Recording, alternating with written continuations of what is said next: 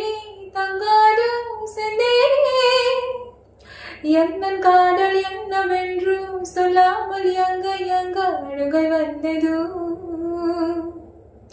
எந்தன் சோகம் உன்னை தாக்கும் என்றெண்ணும் போது வந்த அழுகை நின்றது